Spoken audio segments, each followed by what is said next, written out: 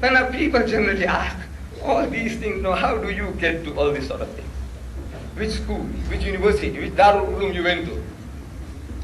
Wallah, I went to no university, I went to no Darul Uloom. How does all these things come about? So let's see, I left school at the age of 16. I passed what is called Standard 6. And I was working in a country shop, some 25 miles outside Durban, a country shop in the country. And across the valley from where the shop was an American mission called Adams Mission Station. It was an American board mission, Amanzing Toji, on the south coast.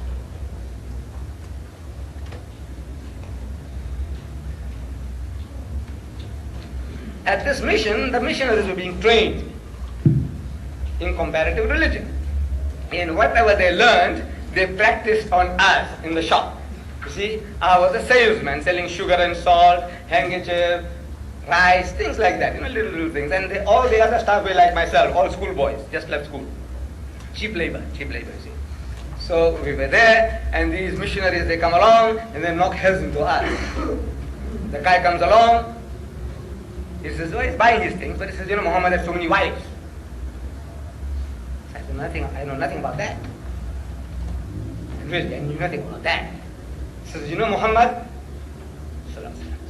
he copied his book, the Quran, from the Jews and the Christians. I know nothing about that.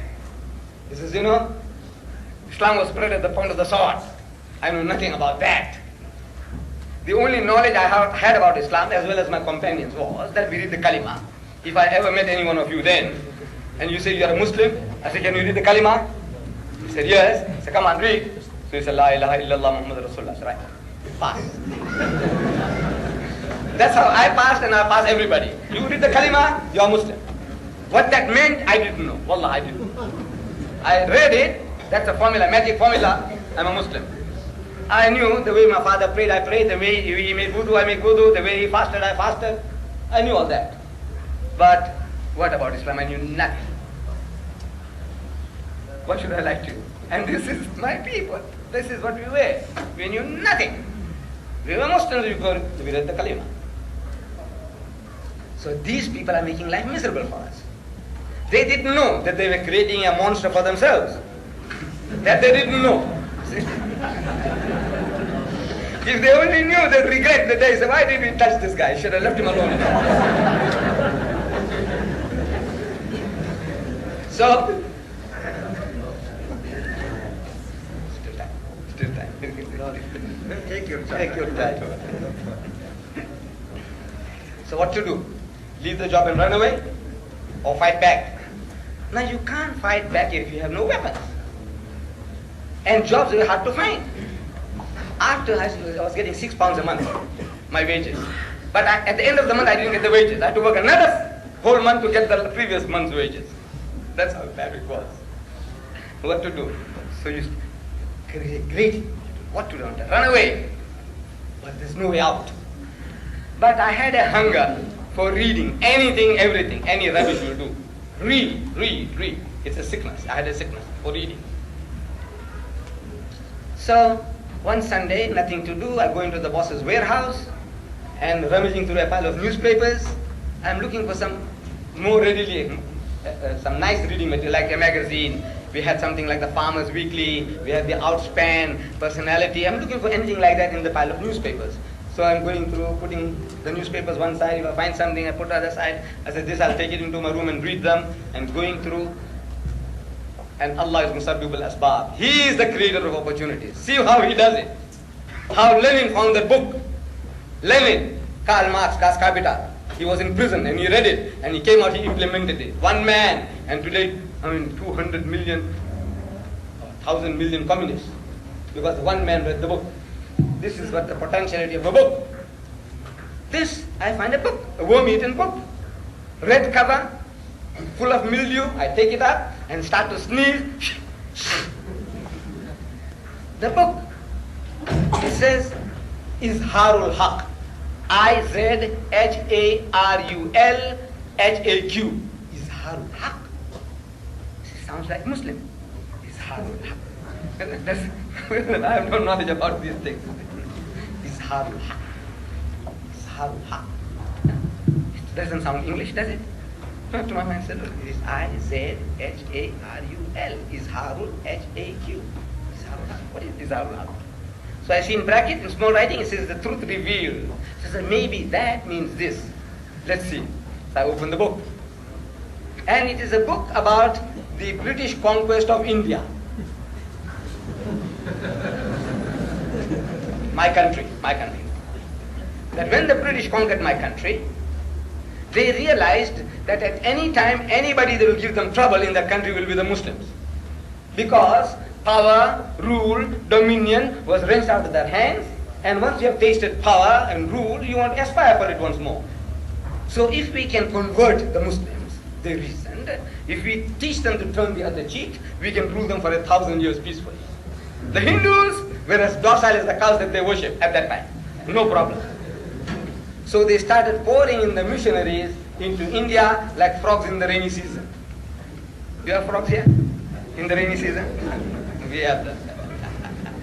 Like frogs in the rainy season. And they started challenging the Muslims to public debates. At first the Muslims were reluctant. You know, these are our rulers, and if we talk too much, if we argue too hard, they might send us to Kalapani, those black waters in the Andaman Islands. Who wants to go there? So keep out of it. Keep out of trouble. And we have been emasculated too, to quite a long, great extent. The Muslims. You know, even now you find them all over the world, the Muslims. They're spiritless people, emasculated people, like castrated people. We're waiting for it to be slaughtered. This is the spirit of the Muslim. Any little thing the Muslim does, the Muslim gets terrified. I took out that pamphlet about the Pope and the Muslim gets terrified. Muslim, not the Christian, the Muslim gets terrified. Something has gone wrong with us. But that militancy has gone out of us. So it says, emasculate the Muslim, teach them to turn the other cheek, problem is solved. So now they come into India challenging the Muslims, and the Muslims don't want to debate, so they master our language. So in your language. First the excuse was that we don't know English. So right, it's in your language. And this is the beauty, the greatness of the Westerner. Wherever he goes, he learns the language of the native. Within 3 months, he masters your language and he speaks to you in your language. The Muslim hasn't got that. He comes to South Africa, to Natal, he learns Zulu in 3 months. He speaks to the Zulu in Zulu. He goes to Indonesia, he learns Indonesian. He goes to Arab countries, he learns Arabic. Wherever he goes, he masters your language. You go into somebody foreign country, in 50 years you don't learn his language. And I think an Arab saying goes, "Man ta'allama lughata qawmin amana sharrahum." If you learn the language of a people, you will be able to avoid their vials, save yourself from their machinations. I'm able to do that to a great extent now. See, born in India as a Britisher over 60 years ago, British subject. I have a British passport. When I was 9 years old, I know how many of you are Britishers for more than 60 years. I am.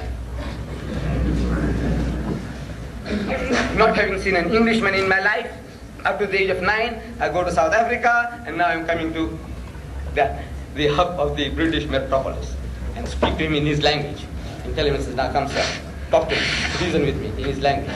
And he can't get away with it because I understand his language, what he's talking about. So I can ask him, "Excuse me sir, will you please explain what is to be get in your language, because I know what it means. I want you to tell me, I want you to open your mouth." So, mastered our language and challenged the Muslims to public debates. Now, the Muslims had no excuse. The young men tell the elders, they said, "Look, Saab, you know, ये तो हमारी ज़बान के अंदर हमारे साथ बहस करने मांगता है. This guy wants to debate with us in our language. How can we say no now?" So Maulana Abdul Aziz of Delhi, he was forced to take up the challenge. And there was a reverend founder from England who was taking a lead in that debate expedition. And according to the appointed time and date, the debate starts.